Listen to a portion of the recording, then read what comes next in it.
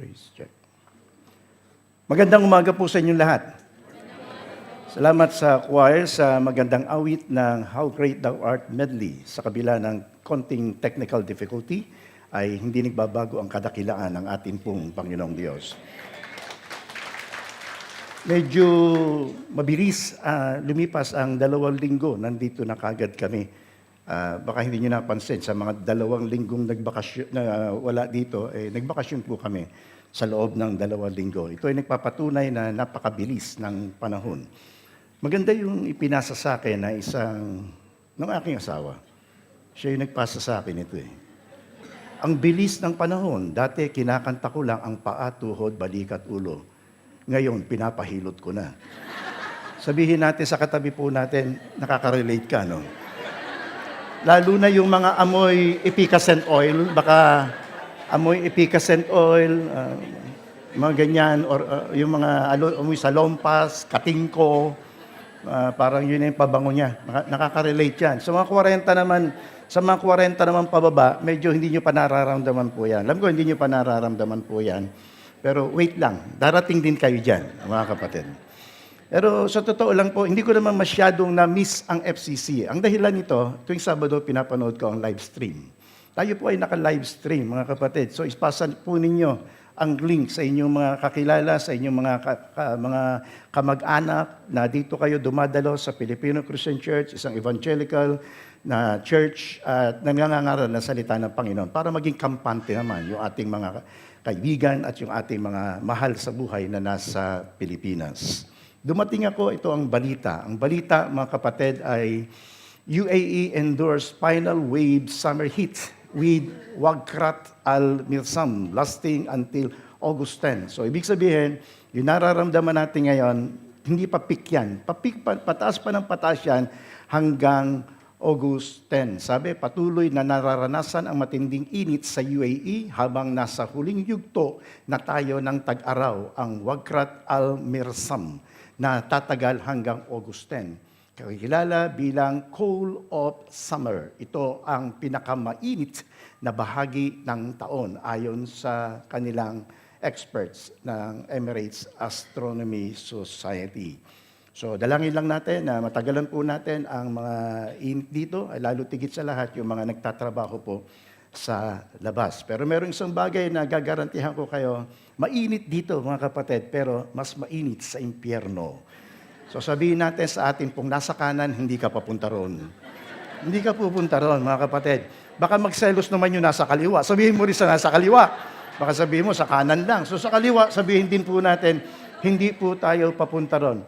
Alam niyo, kami mga pastor ay nagbibigay ng encouragement. Ang pulpito, ginagamit siyang pag-encourage ng mga kapatiran. Subalit dahil sa nararanasan po natin ito, bibigyan ko lang kayo ng maliit na encouragement. Yun po meron tayong tatanawin. Meron tayong future na tatanawin. At ito po ay ang tinatawag na Suhail Star. Ano itong Suhail Star? Ito po ang Suhail Star to mark the end. So magmamark yan ng end na nung summer days. At ito po ay mangyayari, mga kapatid, August 24. August 24. Sabihin nga po natin, August 24. Tandaan nyo yan, ha? Tandaan nyo yan. Tandaan nyo yan, mga kapatid. Na ito pong August 24 na ito, mga kapatid, ay Suhail Star. Wala akong binabanggit na iba pa. Suhail Star lang ang binabanggit ko. Ha? Alam ko na naintindihan nyo na ako. Suhail Star lang po ang binabanggit ko. Ito po ay magmamark ng end na po ng atin pong summer. Banggitin nga ulit natin, August 24. Yan. Ba't tandaan po natin yan? Ano ang mga pinagagawa namin sa Pilipinas? Alam niyo, meron isang magandang bagay na nais kong ipagpasalamat sa Panginoon. Noong kasagsagan ng bagyong Krising, yung unang bagyo na naranasan po namin, 3 bagyo lahat ang naranasan po namin. Krising, Dante, at Emong. Lahat yan na-experience. Sunod-sunod naman yan sa loob ng 1 linggo. Yung bagyong Krising, yun yung punta namin sa Shalom Christian Center sa atin pong Lipa. Mabiyahe kami. Talagang wala kang makita from Cavite. Wala kang makita. Naka-yellow alert ang Cavite at Batangas at Laguna at that time. Pero pagdating namin sa Lipa, tahimik na tahimik. Bago pa maglipa. Tahimik na tahimik. Walang kaulan-ulan. Merong mga party pa na tuyo. Kaya natuloy yung atin pong gawain doon. Ito lang ang maikling pong video natin.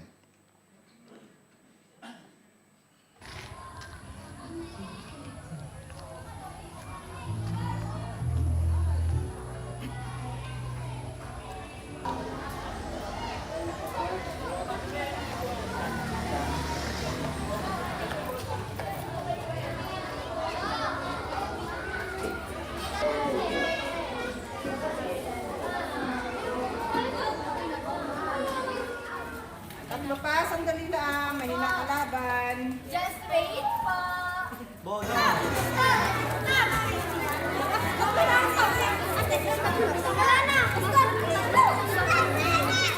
Salamat sa pag-ibig mo sa akin. Marami pong salamat sapagkat si Jesus ay namatay para sa aking mga kasalanan. Panginoong Jesus, inaanyayahan kita na pumasok sa aking puso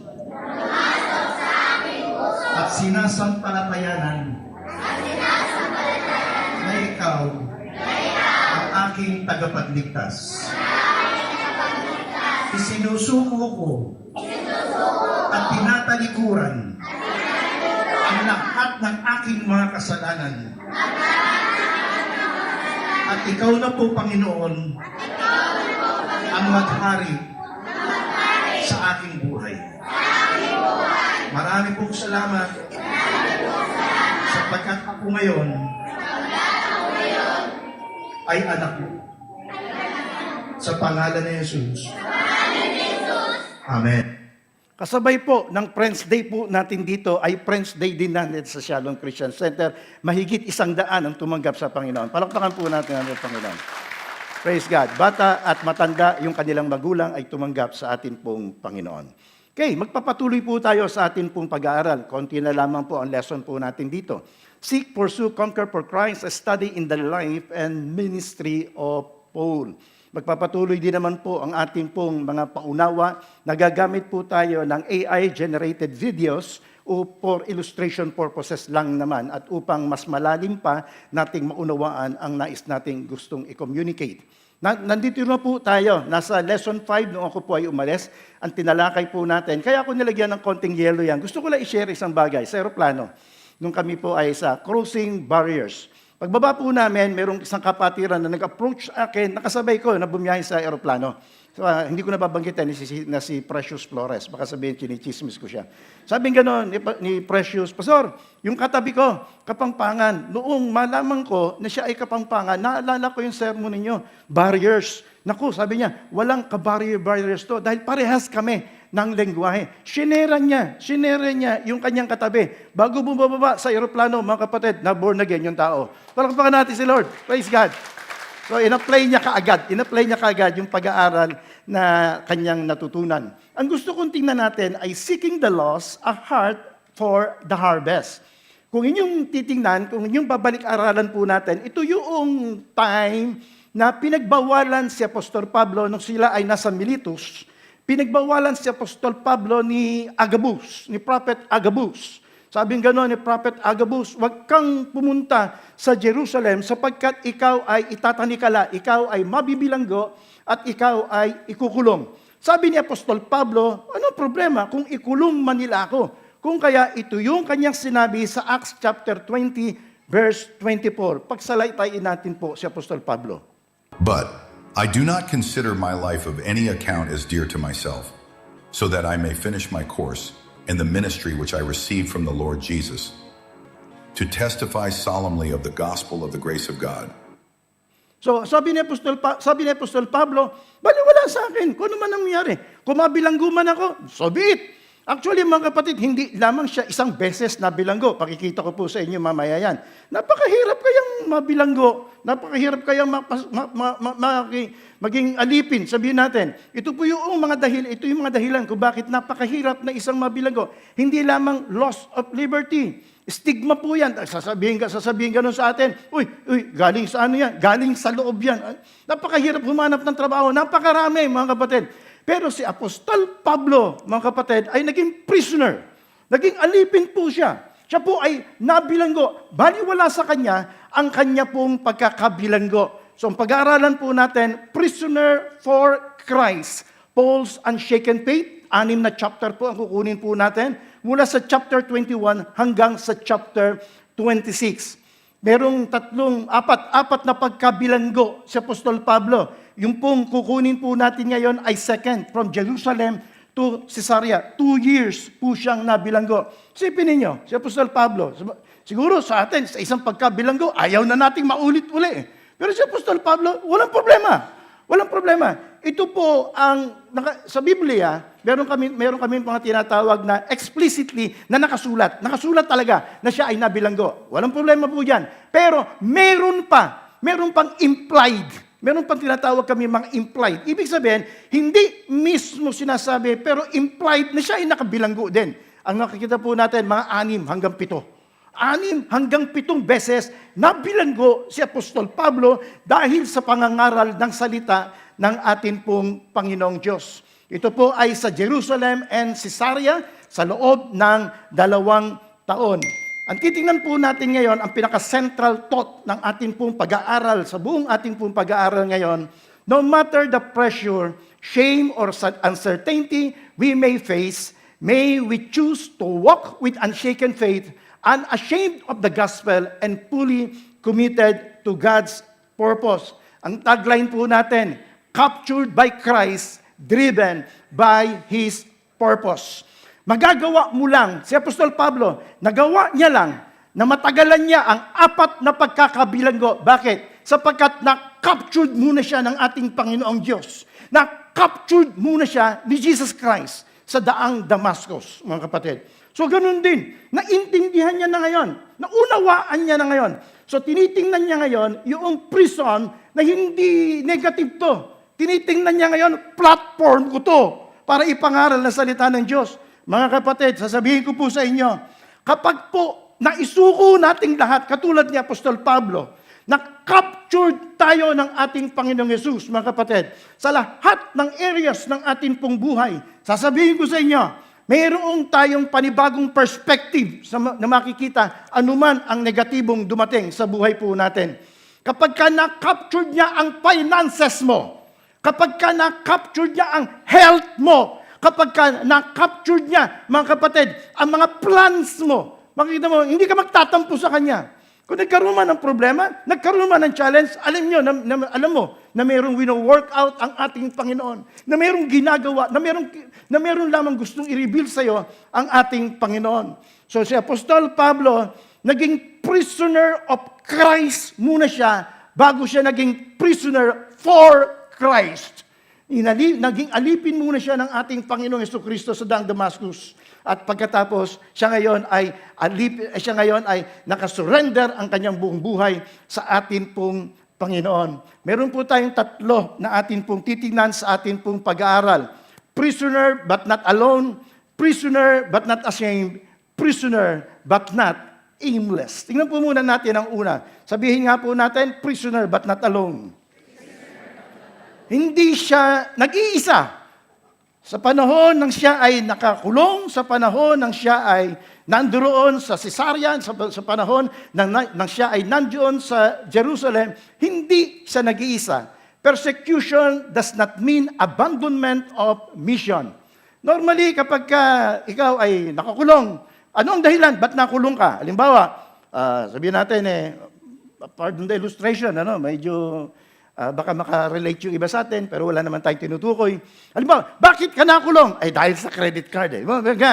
Dahil sa credit card. Tatanungin ko sa inyo, mga kapatid, kapag ka nakalaya ka, uulitin mo pa? Ay, parang mahina sagot, para uulitin pa nung iba Para uulitin ko ulit ang tanong, mga kapatid. Halimbawa, ang dahilan kung bakit ka nakulong ay dahil sa credit card. Uulitin mo pa o hindi na? Yes, siyempre, hindi mo na uulitin. Ang tawag dyan ay nadala ka na. Nadala ka na. Si Apostol Pablo, ito, ang ano sa kanya, nakulong siya. Ano ang dahilan? Preaching of the gospel. Dahil sa pangangaral ng salita ng ating pong Panginoong Diyos. Ang tanong ito, inulit niya ba o hindi? Inulit. Paulit-ulit nga. Kulong, ulit, labas. Kulong, ulit, labas. Ganun po si Apostol Pablo. Hindi po niya inabandon ang kanyang mission. Hindi po niya iniwanan ang kanya pong mission. Nagpatuloy po siya sa pangangaral ng salita ng ating Panginoon. Nung siya ay kukulong na, ipapasok na po siya, pag binasa niyo po yung mga talata sa chapter 21, ipapasok na siya ng commander ng Roman Empire, ng Roman. Sabi niya, pabayaan mo muna ako magsalita sa mga tao. Pinagsalita siya. Pinagsalita siya nung commander. At ang sabi niya, please, let me speak to the people. Alam niyo na kung anong ginawa ni Apostol Pablo. Sinabi niya yung kanyang karanasan sa Damascus. Sinabi niya kung paano siya binago ng atin pong Panginoon. Hindi niya inabandon ang dahilan kung bakit siya nakulong. Hindi siya nadala sapagkat alam niya na yon ang kanyang mission. Napakaganda na isang kasaysayan na nangyari noong 1956. Si Jim Elliot kasama ang apat pa na misyonary. Ang edad po nila dito, mga kapatid, ay from 27 to 32. Batang-bata, palagi ko nga wala dito noon eh. From 27 to 32. Si Jim Elliot ay 28 years old. Meron bang 28 years old dito? Wala. O yung 28 years old ang anak niya. Siguro, marami sa atin. Wala. Batang-bata po si Apostol Pablo dito. Dito. Si Jim Elliot po dito. 28 years old lang po siya. Lima silang misyonero. Nagpunta po sila sa isang native ng Ecuador. Ito ang nangyari. Jim Elliot, along with 4 other missionaries, Nate, Saint, Ed, Cully, Peter, and Roger, felt called by God to reach the unreached Hurani tribe in Ecuador. The Hurani were known for their violence and hostility toward outsiders. In 1956, after months of aerial gift drops and careful preparation, the man made peaceful contact with a few members of the tribe. They camped and near the tribe territories, hoping to share the gospel. But only days later, mga kapatid, all 5 missionaries were speared to death by Hurani warriors. 5 ang edad from 27 to 32.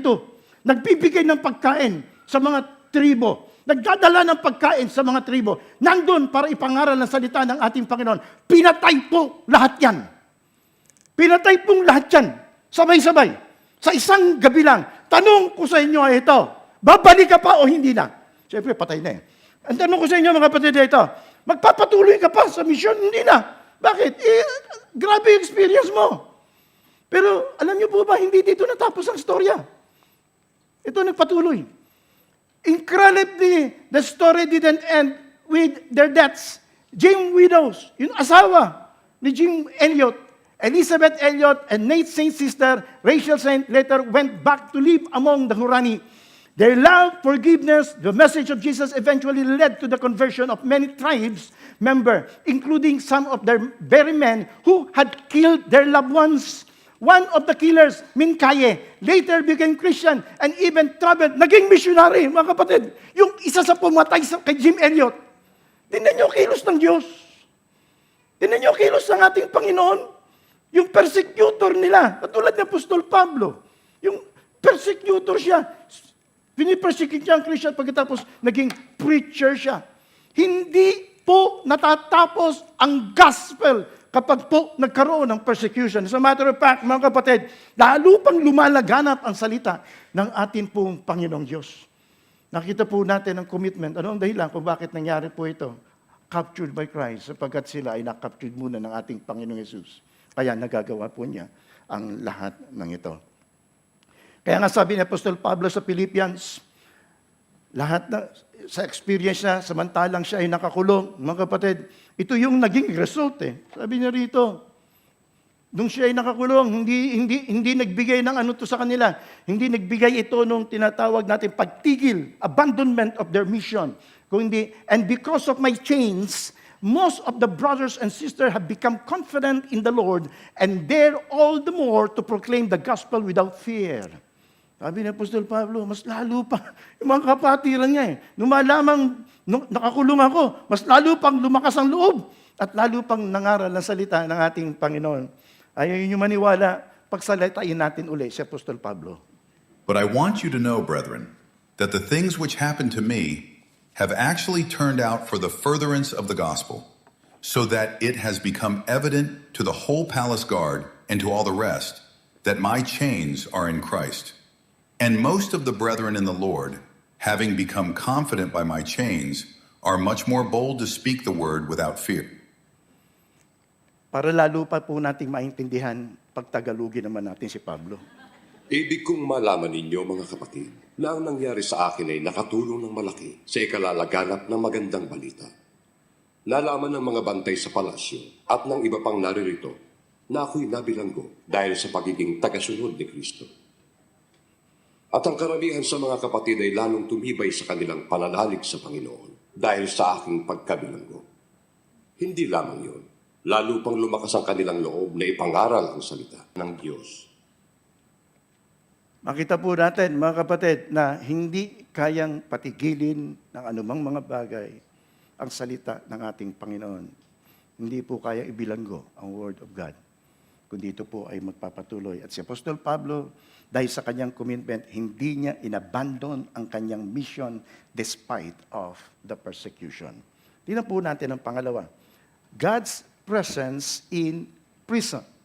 Andun, kasama niya ang ating Panginoon. But on the following night, the Lord stood near to him. Stood near to him. Be courageous, for as you have testified to the truth about me in Jerusalem, so you must testify in me also in Rome. Dadalhin din kita sa Rome. Ito rin ang nakalagay sa 18:8 and 9. One night, the Lord spoke to Paul in a vision. Do not be afraid, keep on speaking, do not be silent, for I am with you. Kasama kita. Kasama mo ako. Hindi kita iiwan, hindi kita pababayaan. Hindi inabandon din ang ating Panginoon. Hindi inabandon ni Apostol Pablo ang kanyang misyon. Hindi rin siya inabandon ng ating Panginoon. Kasama niya ang ating Panginoon. Noong huling linggo namin, isang araw bago kami umuwi dito, nag-worship kami sa isang lugar sa San Jose, Tagaytay. Overlooking, ano po yun eh? Doon sa lugar na pinuntahan namin. Overlooking Taal Lake. Ganda ng Taal Lake doon. Kitang-kita. Pero, ano pa yung kasagsagan, matatapos na ang bagyong Emong at patuloy na hinihagat, yung hanging abagat ay patuloy na hinihila ng bagyo. So, walang makita. Picture perfect sana, pampalit sana ng profile. Hindi ka makapagpa-picture dahil hindi naman kita, puro ulap. Sabi ko na, so puro ulap, hindi makita yung Taal, hindi makita yung Taal Lake. Sabi ko, walang problema. Yung ulap, aalis yan eh. Yung ulap, aalis yan. Pero yung Taal, nasa likod lang yan. Hindi, nandiyan lang ang Taal. Hindi umaalis dyan. Ganun din naman ang ating Panginoon. Dumarating ang bagyo. Dumarating ang mga Emong. Dumarating ang mga Dante. Dumarating ang mga pagsubok, ang mga challenges. Pero ang Panginoon, hindi ka iiwan ni Lord. Sabihin po natin sa nasa likod. Sa nasa likod, ha? Hindi ka iiwan ni Lord, kapatid. Sa nasa likod naman. Sabihin natin para pumihit-pihit naman tayo ng ganyan. Hindi tayo iiwan, hindi tayo pababayaan ng ating pong Panginoong Diyos. Maganda yung mga nakasulat sa Isaiah. Sa Isaiah, ito ang nakalagay.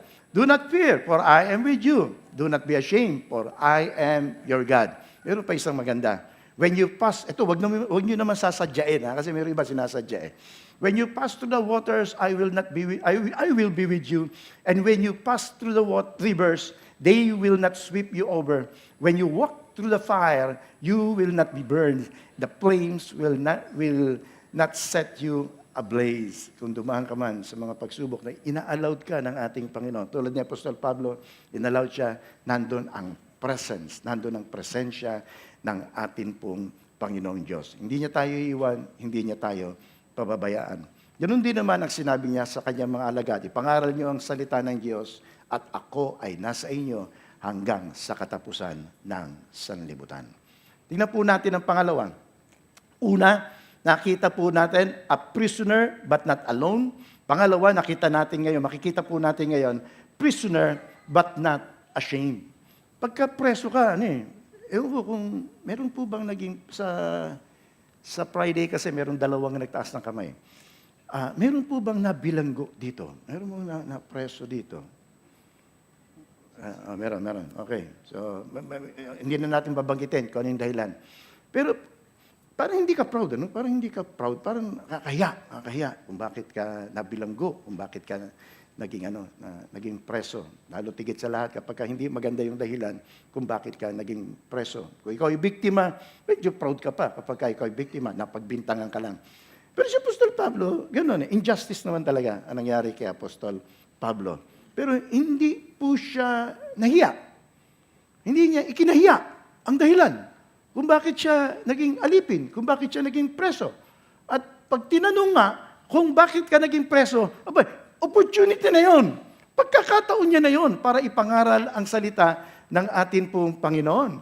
Meron po tayong dalawang bagay na makikita po sa atin pong pangalawang puntos. Faithfulness in prolonged trials. Nanatili siyang matapat. Alam niyo kung gaano katagal na si Apostol Pablo nakakulong, na walang bista, na hindi niya alam kung ano mangyayari dahil lamang kay Felix. 2 taon. 2 years. 2 years. Nagantay siya. Walang bista, walang walang movement yung kanya pong kaso.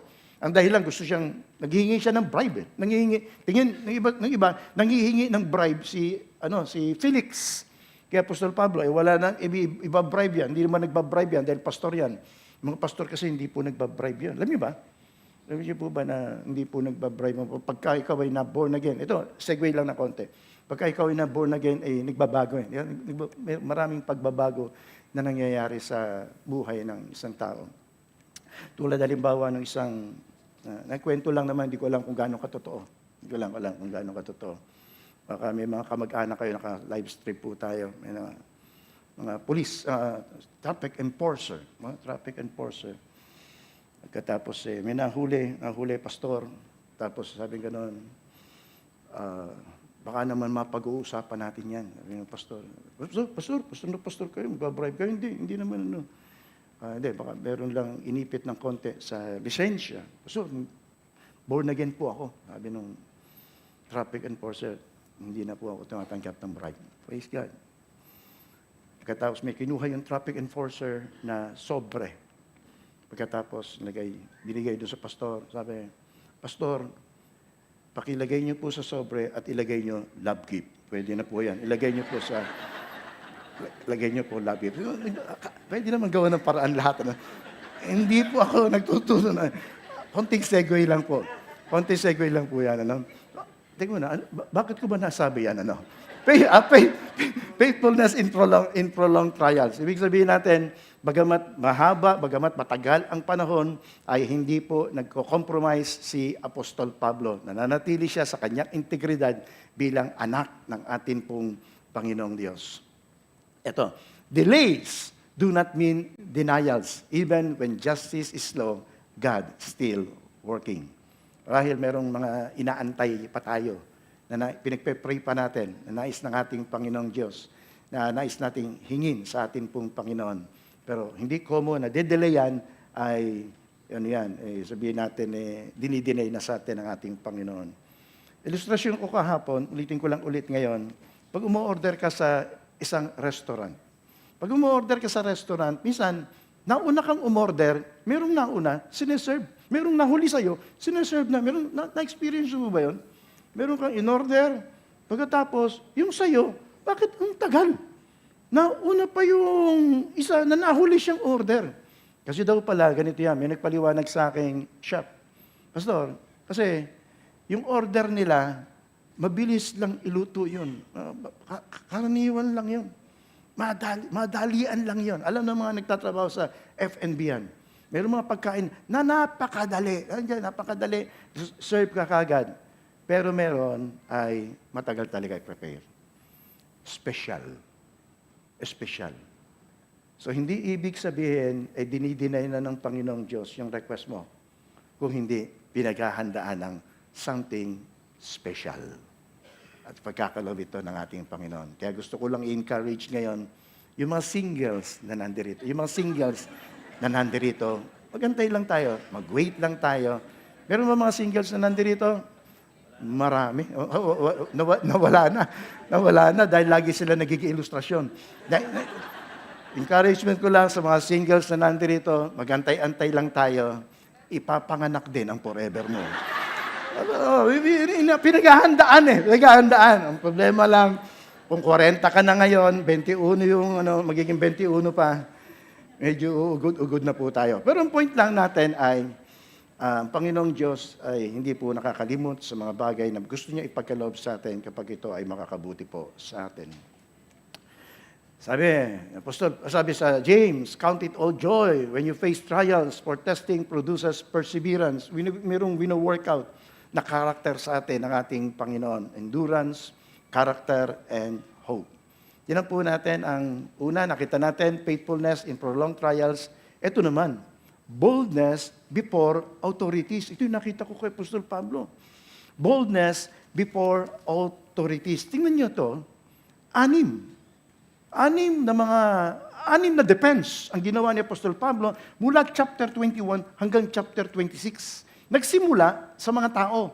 Pagkatapos doon sa Roman Tribune, tapos sa Sanhedrin, nag-defense din siya. Dito naman kay Felix, Governor Felix, pagkatapos yung humalili sa kanya, si Festus, hanggang kay King Agrippa. Hanggang kay King Agrippa. Nag-defend siya. Consistent po siya. Consistent ang kanyang message. Ano ang kanyang message? Binago ako ng ating Panginoon. Paano mo napatunayan na ang ating Panginoon na binago ka? Nabuhay siyang maguli. Resurrection. Yun ang makikita natin mga mensahe ni Apostol Pablo.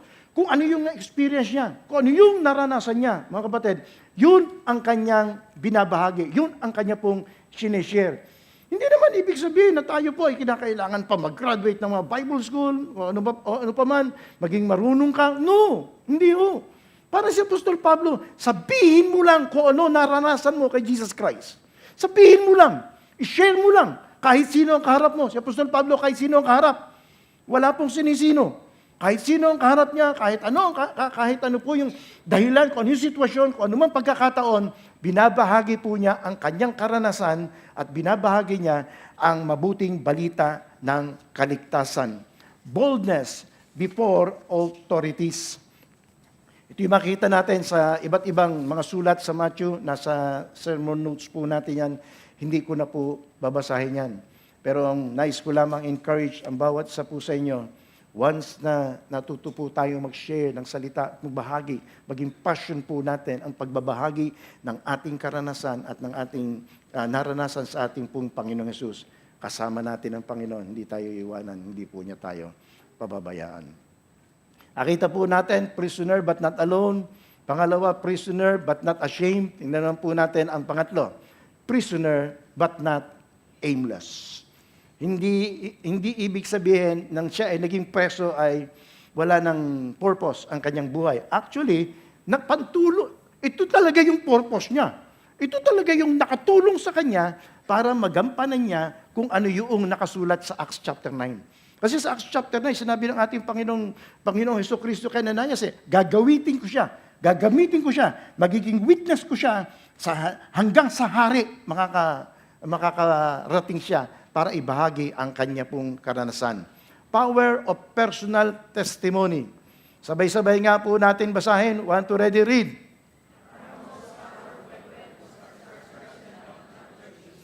Pakitaas lang nga po ang mga kamay na nagkaroon ng personal encounter kay Jesus Christ. Taas nyo lang inyong kanang kamay. Yun ang testimony mo. At yun ang powerful, pinaka-powerful na testimony na pwede mong ibahagi sa ibang mga tao. Iba't ibang storya. Ibang storya ko, ibang storya ninyo. Pero lahat tayo ay binago at binigyan ng kaligtasan ng ating pong Panginoong Jesucristo. The power of testimony. Sa Apostol Pablo, kung titignan ko, consistent lang naman eh. Palaging Damascus Road. Yun lang naman. Nagpakita sa akin ng ating Panginoong Yesus na siya yung tagapagligtas, siya yung Savior, siya yung Messiah. Paano ko nalaman? Nag-resurrect siya. Nabuhay siyang maguli sa mga patay. Ito yung mga talata, mga kapatid, the power of our testimony. Maging sa Revelation, ma-overcome natin ang mundo, ma-overcome natin ang mga sinasabi ng mga tao sa atin by the word of our testimony. By the word of our testimony. Nung pagalingin ang isang demoniac, sabi ganon, tell them what the Lord has done for you. Sa Psalms naman, sabi, come here, all you fear the Lord. I will declare what He has done for my soul. Lahat sa atin ay mayroong kwento tungkol kay Jesus. Personal testimony. Share mo. Ibahagi mo. Meron dyan na nag-aantay lang na magbahagi po tayo. Unshaken mission despite of the consequences. Ano man yung mga naranasan ni Apostol Pablo, hindi niya alam kung ano, hari yung kanyang kaharap eh. Pero sabi niya, okay lang, walang problema. Sabi nga sa kanya ni King Agrippa, sobra ka naman, Pablo. Gusto sa maikling panahon, gusto mo ako maging Kristiyano? Sabi ni Apostol Pablo, no, King Agrippa. Kay mahabaya, kay may panahon, talagang gusto kita maging Kristiyano. Talagang gusto kong sumampalataya ka. At hindi lamang yon, hindi lang, wag mo lang maranasan itong change na ito. Wag mo lang maranasan na ako na katulad ng naranasan ko. Mga kapatid, nais ko lamang po i-communicate po sa inyo, mga kapatid. Hindi ko sinasabing bedo process ang mag-share ng gospel. Maraming mga problema, persecution. Hindi ko ninanais na makulong kayo. Hindi ko rin ninanais na makulong po tayo sa pamangaral ng salita ng Panginoon. Pero sineshare lang po natin ang karanasan ni Apostol Pablo. Ang dahilan po nito sapagkat na-captured muna siya ng ating pong Panginoon. For me to live is Christ and to die is gain. Kaya sinabi niya, I am not ashamed of the gospel, for this is the power of God unto salvation. Ito ang conclusion lamang po natin. Paul's chains did not stop the gospel.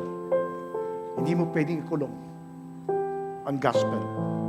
Hindi natin pwedeng itali ang mabuting balita ng kaligtasan. As a matter of fact, sa istorya ni Apostol Pablo, they advanced it. Nakarating sa Praetorian Guard, nakarating sa mga tao, hanggang nakarating sa hari. Pinagubulay-bulayan ko ito, Lord, bibigyan mo kaya kami ng pagkakataon? May mga nag-evaluate ng mga, alam nyo, sa lugar na ito, may mga nag-evaluate ng mga video natin ngayon. Kung nangangaral tayo ng against sa anumang reliyon. Wala po tayong pinangangaral na against sa anumang reliyon. Ang sinasabi lamang po natin ay ang katotohanan. Kahit sino ang makarinig, kahit pinakamaliit na tao, hanggang sa pinakamataas na tao sa lugar na ito, ito ang aming panalangin, makarating ang Ebanghelyo. Makarating na si Jesus ang tanging tagapagligtas. Paul's legacy was not built in comfort but in chains. The world may try to lock up the gospel, but the word of God cannot be chained. Si Apostol Pablo, sabi niya, ito ang dahilan ng aking pagdurusa at pagkagapos na parang isang kriminal. Subalit, hindi kailanman maigagapos ang salita ng ating Panginoon. Paano natin ipapamuhay ang ating pong pinag-aralan? If Christ has captured you, kapag katunay na nasurrender natin sa ating Panginoong Jesus ang lahat ng bagay, maiintindihan na natin, mauunawaan na natin ang lahat ng pangyayari sa buhay natin ay hindi isang aksidente, kung hindi isang pagkakataon para ma-share natin ang Ebanghelyo. Prisoner of Christ muna tayo, bago tayo maging prisoner for Christ. Ito nawa ang maranasan natin, captured by Christ, driven by His purpose. God bless us all, mga kapatid.